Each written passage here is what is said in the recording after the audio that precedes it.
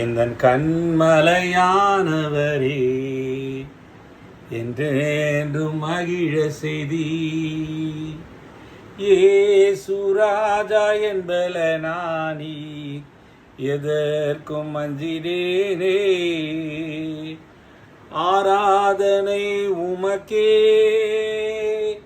ஆராதனை உமக்கே,